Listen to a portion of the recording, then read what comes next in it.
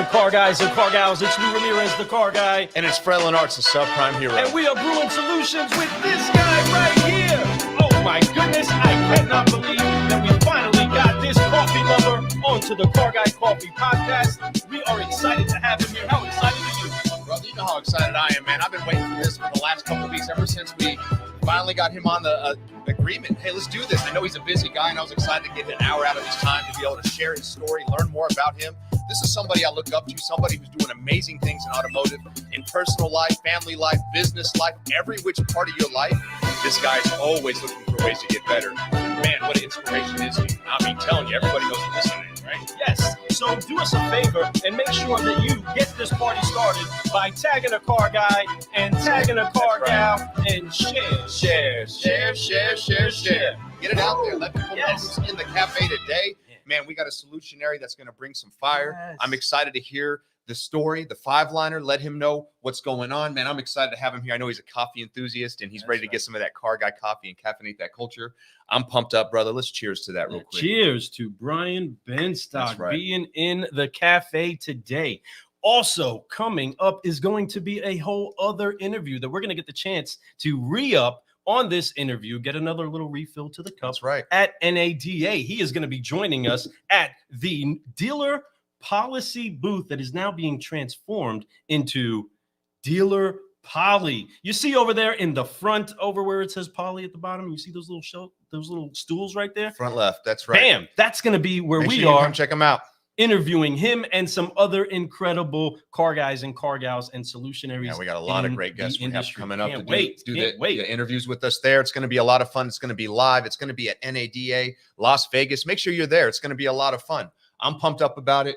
Let's bring it, man. So what, you got a video for us, Lou? Well, we do got a video, but first we want to let you know, just like you saw the videos of our current sponsors and those that are part of the brew right now, we also have a couple other partners that are jumping on with us in the very near future. As a matter of fact, next month, right, Fred?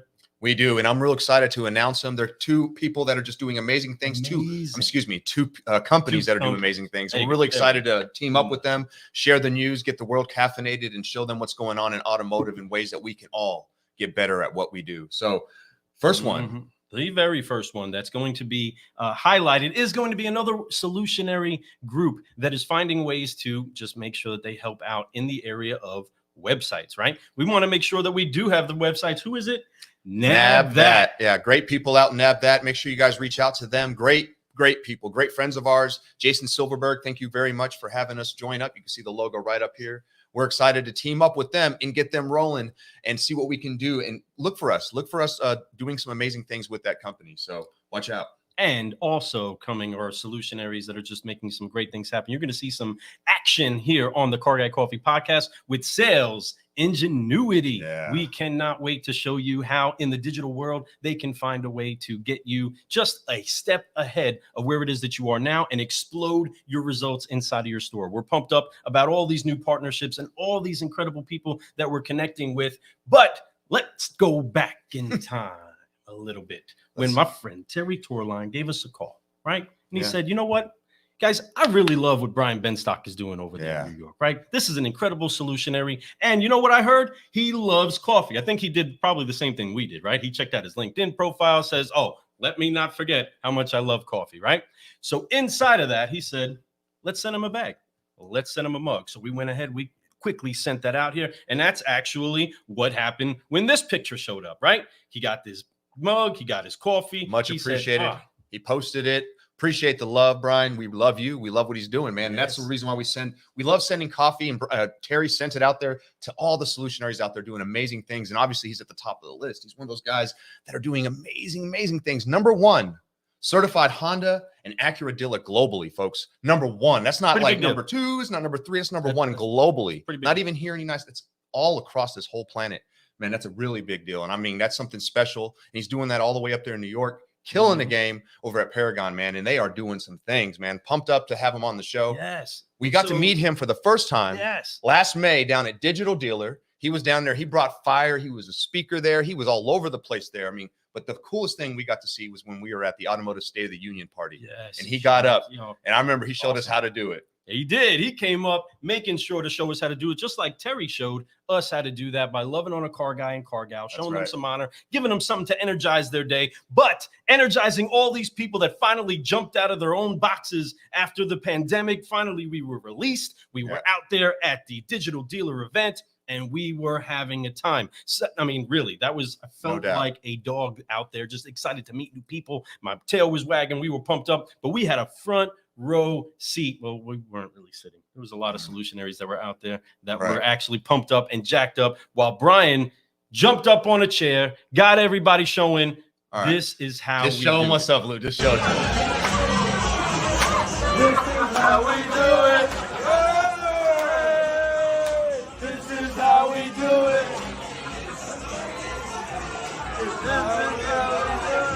Hey, I'm sorry. This is the best I can do.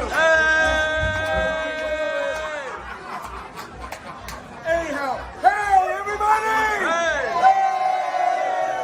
There has never been a better industry to be in than this one. There has never been a better time to be in the better industry than right now. Yes. And all of us need to be thankful for the opportunity that the Lord gave us to participate in this. Yes. Amen. Amen. I have a saying that we use at Paragon, and I'll share it with you. There's more there. So this is not the time for us smart people to be relaxing, taking vacation. This is the time for us to be making a difference in people's lives. That's right. Come on. I'm 60 years old, and money's great, but it won't make a difference. And it won't make the difference than helping somebody else see, feel, and participate in our journey we'll make. So, people like Glenn, rock stars like Liza. I mean, it's serendipitous. And for you young people that think it's all about the money, I gotta tell you, it's about making a difference. Yeah, come on. Let's go. What happens when you make a difference? You make lots of money! Let's have a great time tonight. All right, Woo, car guys man, and car pumped gals. up. Now that we are excited and we got him right here in the cafe, So right on the let's money. welcome in the number one Honda dealer and the only Brian Benstock. Welcome to the brew. Hey. Well, there goes all my credibility with that one video. My God, I forgot that you guys recorded that. Oh my God. Right there, front row. It was exciting. No, you brought the crowd up. Yeah, you brought the fire. This is how we do it. That's right. Automotive, best industry out there. You can grow so much, do so many things, and help so many other industries while we're doing it. And it's a beautiful thing to be partnered up with you today to do this interview. Thank you for your time today. How are you? I'm great. Thanks for the opportunity to share with you my thoughts, and always a pleasure to see you two guys, and hopefully to get some free coffee.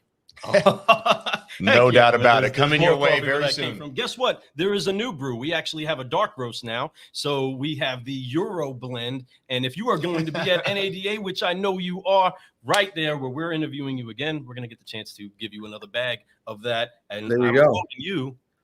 It's like crack. I loved it. When you said that, I got so excited. He was actually the first one that opened up a bag of the small giveaway bags, right? So I love it. I love that you're here. We're so thankful. We have so many incredible people that are here right now. We have Michael Offmith. What's going on, brother? How are you doing? Nat Banks. Doug Thurston, what's happening from Cox Automotive? And we are pumped up because we have a solutionary in here that's making big things happen.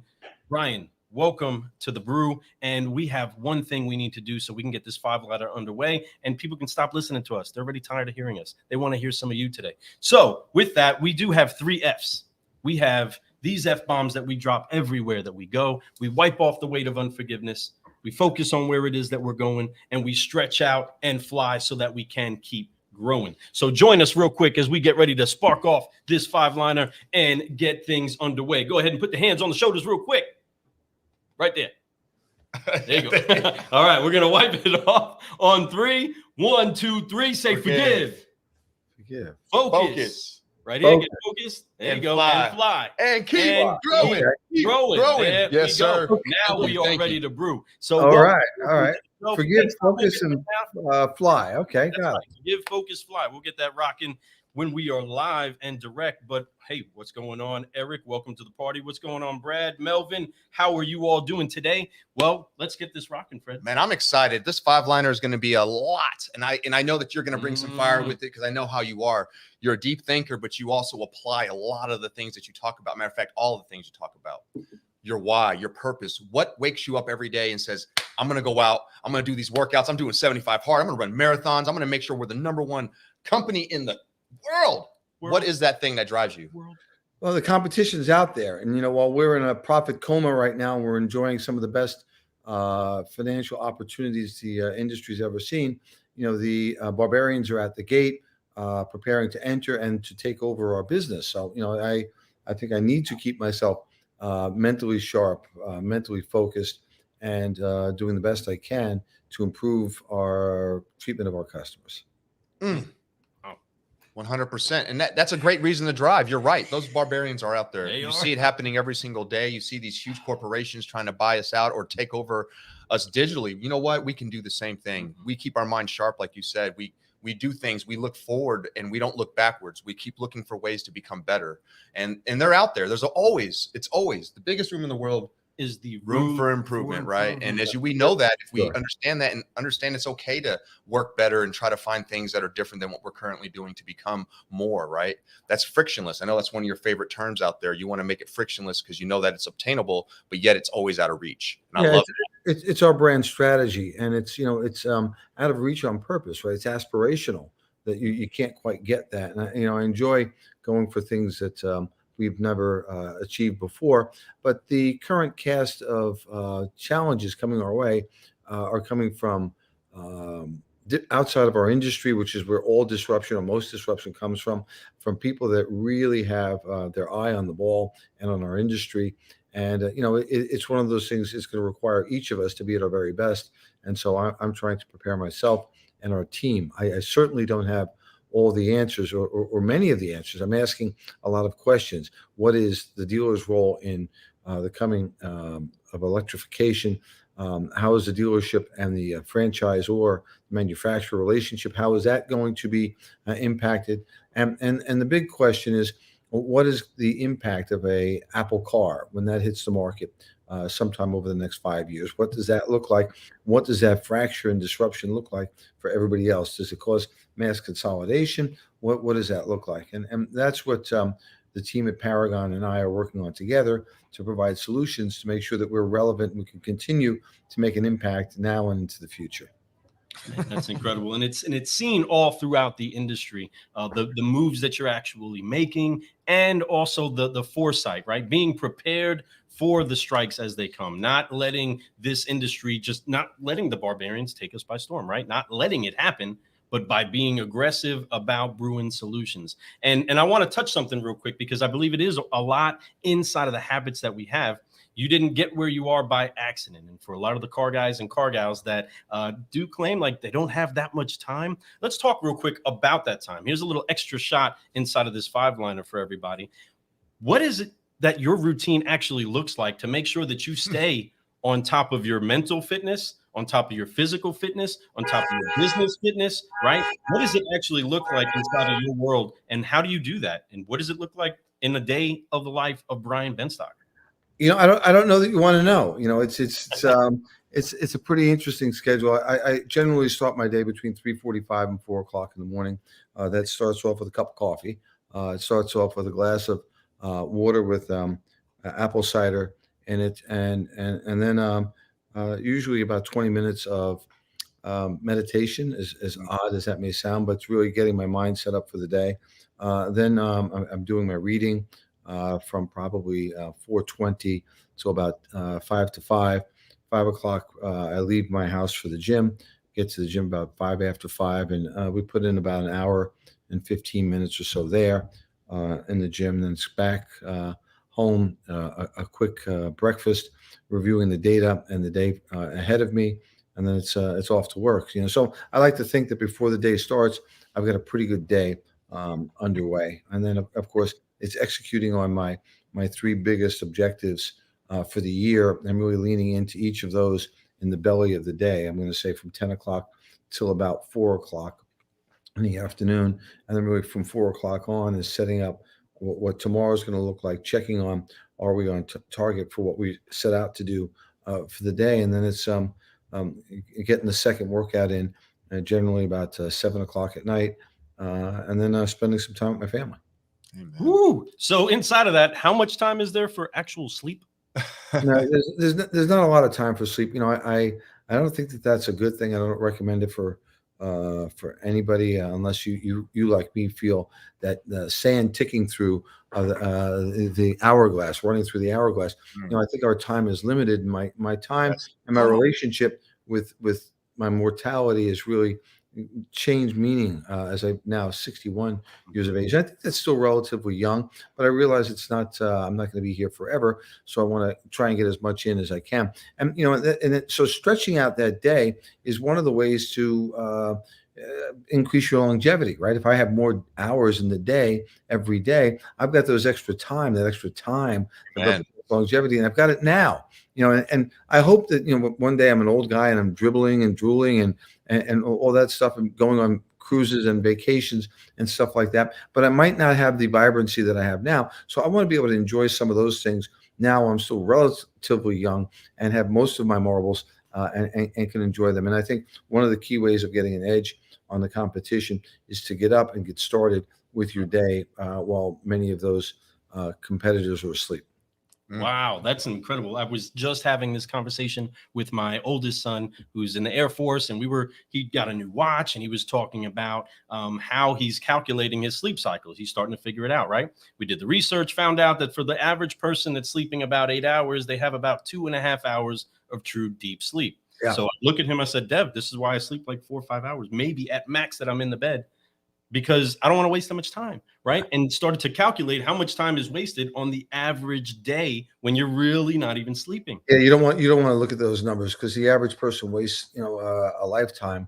And I think that's one of the key takeaways for me. I mean, we're so caught up sometimes with distraction, the cell phone, and all the different people grabbing our time, and we really don't have time to go deep into our masterpiece work or into that higher level of work that we're all capable of, that we all have. And, I think that there's great dignity in all work. Whatever position you have in whatever business you have, there's dignity in that. And if you can learn to master that position, well, you won't be in that position for very long, or you'll stay in that position and earn money you never dreamed of. But very few people are looking for mastery in what they're doing, sales mastery, whether or management mastery or marketing mastery or whatever the particular vocation that you're in. Many people dabble in that. And I think mastery is where all the gold is. If you look at all the athletes that we look up to, or you look at all the, whether it be politicians or statesmen that we look up to, it's people that have really mastered what they do. And they've been doing it over a long period of time. And you say, gosh, look at those words. Look at how he or she articulates those words, how they make this case for themselves so wonderfully. And I think of Jim Rohn, who for many, many years said very similar things. And to watch him speak and to realize this is a top pro at the top of his game. Oh my gosh. And, I think there's a lot of joy and fulfillment in mastery. Oh, absolutely. I love that. I love that. I love that. You're so right in all aspects. Every professional, every extraordinary person in their field, they all were masters at it. And the best part is that they're always working to get better, finding that new thing, finding and like you, not wasting their day away. That's right. And that's something that it took me about half my life. I'm 43 now. And, for the first half of my life, I wasted a lot of time. Like I literally would sleep in all the time. I did this or did that. I wouldn't wake up when I don't remember seeing sunrises. I always was like, I don't want to see that. Now that I'm getting older and like you said, that hourglass, you're starting to see that sand fall and there's only so much sand left. I want to make sure that I take advantage of every one of those moments. And I want to master everything I can, not just at professionally, but with my wife, with my son, with my friends. You better believe it. And it's something special about that. And I love watching you do that with your family too. And it's beautiful, and the automotive industry is great. It provides us with a lot of freedoms if we put the work to it. But the freedoms that we get to do extraordinary things.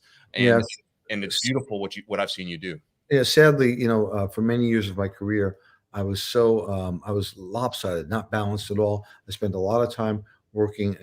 I didn't have the skill sets to go deep into what I was doing. So I threw time at it. I threw time at it. I threw time at it.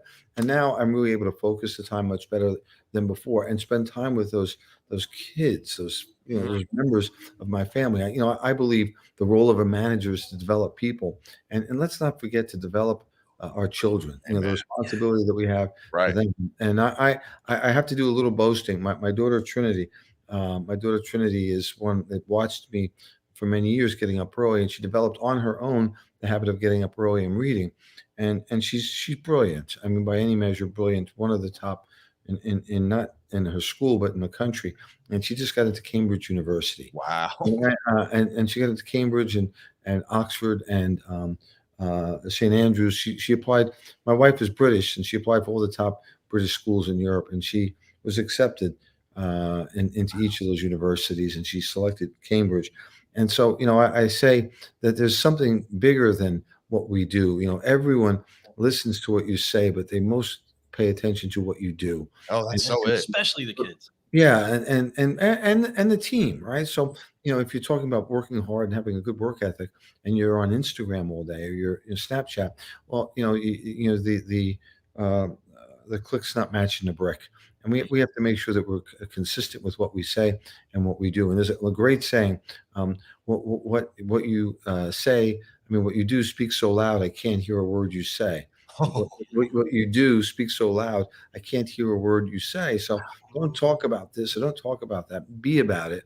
And and so I was really pleased to see my daughter hit her initial academic goals, and she's absolutely done it by getting up early. And so when we talk about things that I'd recommend, getting up early is a great way to start the day. It's the only way. The champions are made in the dark. The sun will never catch me sleeping unless I'm on a beach taking a nap in the middle of the day. That's right. Reading books. I read something a long time ago that said the average CEO reads 60 books a year, and at that time I was probably reading 3 books a year.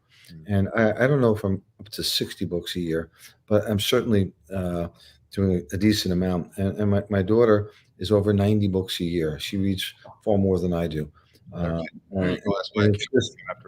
You look at the competitive advantage that we can have if we're learning about marketing, if we're learning about management, if we're learning about 5G, if we're learning about AI, and if we're learning about cryptocurrencies, and I'm not talking about crypto to be an investor, but how does this play into our business strategy? If we're learning about the metaverse, how are you going to learn about these things? You can't just watch 3-minute YouTube videos on this stuff. You've got to get deep into these spaces that are complicated. And let's face it, the people that are running those spaces know a heck of a lot more about that than we do, and probably see where that can go better than we do. But when we combine what we know with some of these new technologies, I think there's an incredible upside for all of us. I 100%, no doubt agree with that. Great way to say it. We are beating that drum. But do us a favor, all of those that are watching right now, whether on LinkedIn, Facebook, or YouTube, give us some hand clap emojis. Cheer on Brian's daughter for making things happen out there and for her taking the plunge and going in her own direction. What we would have noticed is that as we sow seeds and we give an example to the generations or those that were leading before us, right in front of us, they're going to take that rock and go further with it, right? They're going to find a way to improve upon it, just like we've been improving upon those things that have been given to us. Now, you brought up an incredible word that I love, especially inside of this industry. It's dignity, right? Having a dignity about what it is that we do as masters inside of our craft, not being embarrassed by it, not apologizing for it, but by being great. I'm getting jumbled here, right? Everybody wants to be in our industry. Hey, who's the richest guy in the world? A car guy. His name is Elon. Come on. Number one. He's number one, man. Let's go. And that other guy who's up at the top, Warren Buffett. He's a car guy, right? That's right. He took a pen, stroked a check, and bought 72 deals or something like that from the Van Tuyl organization. He's a car guy. And right. So I look at and then there's Liza Borges, and she's growing like a weed. There's so much opportunity in our industry. And so wherever you start out, just climb the ladder. I don't know how high you can go. Being a CEO of one of these dealerships is not for everybody. It does require a commitment that many people are not willing to make, and I get that, and that's okay. But do the best you can where you are with everything you've got all the time you can. It is what I'd like to say. You've got a couple hours a day. Really invest that time in your own career, your own business. If you're working on the showroom floor, your dealers put you in business, and he or she has provided you with millions of dollars worth of inventory, even today, to sell. They put a roof over your head, and they don't charge you rent, so that's pretty cool. They spend a couple $100,000 a month in advertising to bring people in for you. They typically have some of the best locations in town, and so I think that's a great way for you to put on training wheels to learn to become an entrepreneur. Everybody wants to be an entrepreneur. Well, That's the best place to be an entrepreneur and to practice is on a showroom floor. You can learn about marketing. You can learn about retail. You can learn about customer satisfaction. You can learn about problem solving. But you can do that with the protective shield of the dealer. And then maybe you decide to go out on your own, or maybe you decide what you learned at the dealership you can teach to other people and become a manager in the dealership. These are all great opportunities. When I started looking at the dealership like that, like, I'm an entrepreneur, I'm a commodities broker. People want to buy what I'm selling. I'm in finance. I learn about finance. I learn about sales. I learn about influencing, right? Sales is when you cause somebody to feel, think, and act in a predetermined manner. Everybody wants to be an influencer. Well, we can practice right here using our ability to influence, to persuade people to purchase from us. And I think that sometimes we underestimate the tremendous amount of skill sets that we can develop right in our own business. I absolutely love it. And man, that's exactly Fire. what the industry people that are looking inward, looking towards this business need to hear. I can't wait to cut that up and show everybody what it is that Brian Benstock has to say about this industry. How many baseball players do you know that are billionaires? Zero. Basketball players. LeBron will be, but how many basketball players right now? Zero. Yeah, true. Musicians, rock stars that are billionaires. Is it maybe Jay-Z? And those of you that would say Dr. Dre, it wasn't from music, it was from headphones. Okay, That's right. from headphones. That's right. And how many actors do you know that are billionaires? None. How many actresses? None. Come on. How many car dealers do you know that are billionaires? Well, let me tell you something. I know a dozen. So if money is your goal and your aspiration is reaching the top, look at the amount of people that we can name. And I don't want to embarrass any, but by naming them, but the people that have had incredible success in our industry by serving massive audiences over a long period of time. And I think there's, and if you're a baseball player, what's a good career? 6, 7 years, 8 years. Football player, about the same. What's a good career in the car business? I'm on year 40. And still going. So, I think, number one. I will say this: I'm at the beginning of the next level of my career. I'm at the very beginning. I'm just starting, and I realize this is rarefied air, and everybody that's at that level that I want to be at is really good. And so you have to bring your A game. Don't think you're going to show up to the party and everyone's going to welcome you with open arms. These men and these women are really in rarefied air. They put the time in, and it's a pleasure to be able to sit down and to shake some of their hands and say thank you for spending a little bit of time with me. It's a privilege for me to be able to do that with some of these really incredible entrepreneurs. Wow. You said at the beginning, and in that, Marcus Lemonis is quoted as saying that if he lost everything, he would start again selling cars, right? He would rebuild it all if he started just by selling cars. So let's get to your beginning in this industry. The second question on this 5-liner is, Brian Benstock, what brought you to the automotive industry? I was looking for something to do until I could find something better to do.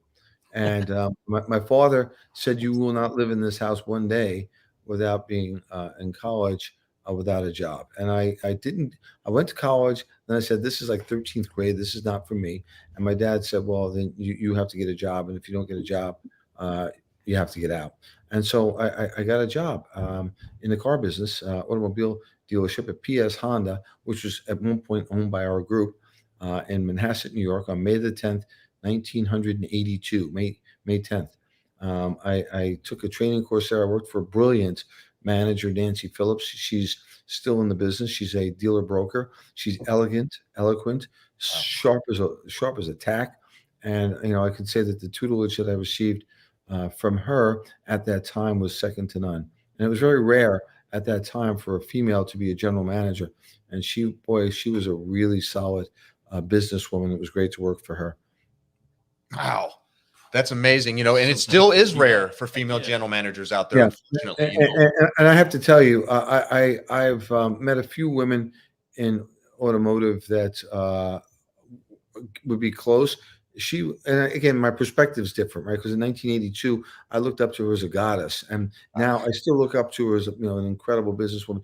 But she was way ahead of her time with her ability to organize and to be a disciplinarian and to teach us how to do what we needed to do to get the job done. And she was pretty tough on us too. So, but I'm still in contact with her. I still consider her my boss and my friend. And it's great to be able to have an admiration for somebody so many years later, because you realize where you started, and that good start was based on working with her those first couple of years. That's wonderful. I mean, I can't believe it. It literally is. This May is going to be your 40th year. Yeah, that is congratulations on that, Brian. Seriously, that's fantastic. I mean, never underestimate the role that we have in starting people off. That one encouraging thing that you say to that salesperson or saleswoman, man or woman, that keeps them in the game when maybe they're thinking about doing other things. And I had the right words at the right time. I was in a good market. Interest rates were about 18% at the time, and I was fortunate, really fortunate, that I was too naive to know any different. And I remember a couple of things from that time. When she was interviewing me, she asked, "How do you feel about having to charge customers 19 and 20% for interest?" I said, "Well, I'm okay with that." I didn't know any better, And can you imagine? Can you imagine today if buy rate was 18 or 19%? What people would do. And I started out, it was, like I said, it was not so easy back then. And I think people that came out of that era, that time, 80, 81, 82, 83, went on to have very successful careers. I agree. There's been a lot of Haas's that I know come from that era too. And they talk about, because you've seen so much, you've been through it. If you've built a career through that time, 18%, when the rate started dropping, it was a no-brainer for y'all. It was like, hey, let's go. We got this. It was heaven. I would love for this Brian to be back at that time. What would I have done? How would I have done it? And I don't know. You just don't know. You like to think you'd have made an impact, but I was around the right people at the right time. And the other person I'd be remiss I didn't mention was Paul Singer. Mr. Singer was the owner of the corporations, and later I became his partner. And sadly for me, he passed away in 2006 because we'd really have done some special stuff if he was still around. He was my coach, and I miss him to this day. It's beautiful that you honor people like that. And it is a great toss up for our next question. And wow. And you've talked about a couple amazing people in your life that helped you get your career going, that were goddesses and people that you consider your life coach in a way, somebody that really took care of you and showed you the way. Along that time, I know there's been others. We all have mentors. I have mentors that I know personally, and I have mentors I just watch and I follow and I learn from, right? But for you, who have been some mentors for you as you were growing in this business to show you how to get to where you're at today? Man, I'm going to insult so many people by the ones I forget to mention. But I had a hockey coach when I was playing hockey named Norm Ryder. He was tough as nails. He would hit me in the backside with a hockey stick and scream at me to skate, and he'd call me every name in the book, names that, gosh, no, you can't use today. They put him in jail. He turned boys to men. And then I came into the car business, and I met Nancy and then Paul Singer. And Paul Singer was a different kind of a hammer. He was they called him the silk hammer, but his punch was no less stinging. When you got hit with it, you got hit with it, and you learn. But then as you go through the years, I was influenced, of course, by the Jim Rohns of the world, of the Joe Verdi, of course, was an early leader. I had the pleasure of attending many of his seminars and really leaned in with Joe. Jackie Cooper and I became good friends. Jack Cooper came to the dealership a number of times, and my gosh, the things that he taught me in the early 80s are still with me and being taught today. And again, Nancy, and I've had the pleasure of working with people at Google, Joanna Sheehan, Kelly McNerney, Andrew Diffendorfer, and some great people at Google. And as I try and learn from outsiders, Professor Scott Galloway at NYU is just phenomenal. And then you look at Tim Grover, who I've had the pleasure of meeting and having at the dealership a number of times, consider him a colleague and friend. That was Michael Jordan's personal trainer, as you know, for 15 years. And so I've been blessed, truly, truly blessed. I certainly didn't get here on my own. I certainly didn't make a couple of right moves. It's been, it's really the curiosity of a child saying, well, what if and how and where and what's new and what can we bring to the industry to make it a little bit better. And Sean Wolfington on the marketing side was great for many, many years. And still, I do business with one or more of his companies. Dale Pollock, how can I not mention Dale? Dale is the blind man that taught me to see and gave me vision for used cars. And I tell Dale that he only moved me up one position.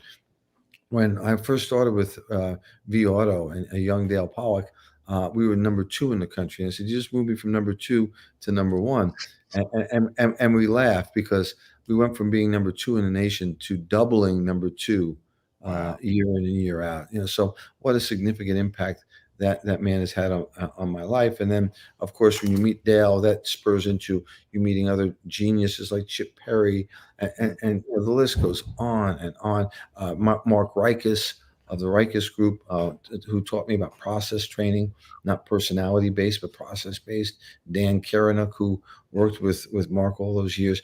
And I'm sorry for all the people that I'm leaving out. I'm sorry. Wow. But you have more people in than anybody on the show ever. And I love that. No, but that's beautiful. 40 years in this business, we all try to act like we do it ourselves, but we don't. We do it together, but it's still us. It's not about what we know, it's about what we apply. And you could take a horse to water. We've heard this. That doesn't mean they're going to drink. You are that horse that drinks. That's the difference. So, folks, I'm just saying. Yeah, understanding leadership is the 3 E's, right? It's to envision. What do you see as the direction? And I think that's the number one responsibility of a leader, not a manager, is the vision. My job now is I'm the chief vision officer of the company. Where are we going? And then, then the next E is to energize the team around that vision. Hey, here's what's in it for you, man. If we do this, we're going to rewrite the books, guys. Here's the vision. Come on, let's go. And the third E is, of course, the hardest one. It's execute. Here's the vision. Here's what's in it for you. And now let's go do it. And I think that's where I still struggle. That execution is everything. And hopefully, as I get around different people now, as we go on to the next phase of our career, I can get around people that can help me execute on some of the big visions that we have. Absolutely, that's incredible. I left out David Frisak also. I'm sorry. David, jump in there, David. Heck yeah. Well, no, it's just I'm thinking because I'm talking about now some of the plans that we're executing on, and David and Andrew Diffendorfer at Foundation, and of course Ashley Lepchek. These are just people that are so bright in so many different ways. And I've called them in to help me with the heavy lifting and the task to pull off what's ahead for Paragon. And it's kind of exciting. People say, I talk a lot about stuff. I never talk about what we're doing. I talk about what we've done. What we're doing is a secret. But what we've done, I'm glad to talk. Hey, here's what we've done. Go ahead and try and do it if you want. Knock yourself out. Some will, some won't. That's okay. But what we're doing is really exciting. And I love what you're doing, just like Saturday morning meetings, right? Getting on Clubhouse, hearing you. Anytime that you're on the Breakfast with Champions, you pour out so much to so many so often while you're operating a business, while you're doing what you're doing. And so many are listening, so many are hearing. So with all these people that are listening, that are car guys and car gals from different facets of the industry, the question that we want to see you really give everybody is, what would be the hardest lesson you've had to learn in this industry? I'm pretty sure you're also probably going to walk away from this interview being like, oh, yeah, and I forgot to name this person. Yeah, for sure. Well, the hardest lesson? The key is stick-to-itiveness. It's to be able to stay and come back for more when it gets tough. And you don't learn anything from the success. You learn from the failures. And I've made pretty much every mistake you can make in the automobile space, and being able to stick with it. And I have a dear friend who add him to the list, Ted Besson. Ted was a partner in Potamkin Auto Center in the United States, in New York City, and they did a fantastic job.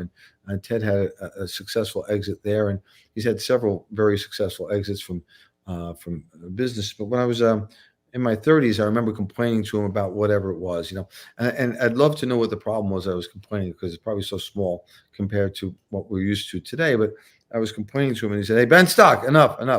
Nobody said it was going to be easy." And and the simple things that stick with you all these years. And when you realize, when you got into business, nobody said it was going to be easy. So why are you expecting easy? It's just not the case. And always remembering the words that I heard from Paul Nygaard of the Larry Miller Group. It's you always have to remember, those of us that are in a position of leadership or management or ownership, that you have to reserve the right to manage your business. And if the bank is going to take our business away from us, they're going to take it away from Mrs. Singer and me. And so I have to reserve the right to manage that business, and to manage that business judiciously. And it's a big responsibility for any of the people listening that own or manage an organization, large or small. The buck stops at your desk, and that responsibility is pretty incredible sometimes. I love it. I love the syllables you use inside of your words, from serendipitous to stick-to-itiveness, right? Whether the words or not, we love it. But we love the description. Yeah, no doubt. Love that. And that's great. As we learn and as we grow, we run into a lot of different challenges, but it's about what we learn from those challenges and apply later, and how we fix it. And if we mess up again, it's okay. Keep trying. I'm going to tell you, a lot of great people did that. Thomas Edison, you can keep naming Ben Franklin. You can keep going about all these great people who invented what we're using in today's world, right? And even conceived in a past where time is completely different than it was today. I can't imagine trying to invent electricity. I can't imagine trying to figure out how to make a phone when Alexander Graham Bell made the phone, right? That's just so wild to me, but it's amazing, because that's what we get a chance to do today. We get to use this technology that was made for us by these amazing people and apply it to our business, and we can become those innovators. We get to do great things. We've talked about your why. We've talked about what got you in this business. We talked about what you love about this business. Your mentors, many of them, and some great people out there. And I know, like he said, you're going to remember some later that you wish you would have said, but that's okay. They all know that you love them, right? Because there's no doubt that you show that to them, because the way you were pouring it out, there's no doubt you call them, you message them, you let them know how much they mean to you. And that's a beautiful thing. So as we grow and as we learn, we figured out about things that you learned something from. What has been your greatest reward up to this point? What has been your greatest reward for all the work you've put together, all the times you haven't slept, and all the times that you've had to take away from your family, even at sometimes, to be able to do what you're doing? What has been your greatest reward? I no longer want to make money. I want to make an impact. And understanding that I've had an impact in people's lives, that they came in the door at this level and they left at that level, and that's very rewarding. And you can tell somebody that that's more rewarding than the money, and people don't believe you, but it is more rewarding than the money. I mean, I had a gentleman that I really started in management, and he went on to acquire a dealership and sold that dealership for well over $100 million. And knowing that I had just a tiny bit to do with that in his growth for the couple of years that he attended my college here. He was here about 4 years, and he got a master's degree, and then he went on to do some other things, and we kept in touch. We kept in touch over the years, and it's great to see what he was able to do. When he came to New York, he had a goal to be an actor. And I said, "You want to act? Go out on the showroom floor and act. You can act all day long out there." And can you imagine had he pursued that, where he would be? And I can tell you, he made the right decision. Now he's got plenty of time if he wants to act. He's young, still in his 40s. With he's got a couple of dollars in the bank, and he's got his hair, and he's got his good looks, and he's wonderfully single. So good for him. But I've got a number of people that I've seen really changed their lives. I have a gentleman that's on the floor now that's thanked me about a year ago. He bought a house. He was able to move his parents from the country they came from, and they lived in the house. And he bought them a house, and he wanted to thank me for my contribution. I made no contribution. Did I help him with what his career was? Yes, that I did. But he made the contribution. To see those stories repeated over and over again. And Paragon's in Queens, New York. It's it's a metropolitan inner city environment, and to see the impact that we're able to have on so many different people from so many different backgrounds is, for me as a business, the most rewarding thing that we've done. It's not the money, it's not the awards, it's the impact that we've been able to make on other people, and that those people will have on other people. That's, for me, that's what floats my boat. Wow. And you started it off with the video that you weren't so proud of earlier, right? But inside of that, you said if we help a lot of people, we make a lot of money. Yeah, right? well, it's a byproduct. Right. You just can't help but that the impact and influence in a positive way on large groups of people gets returned to you. I think the good Lord is really fair. If you help more people, I'm going to give you more, and if you help even more, I'm going to give you even more.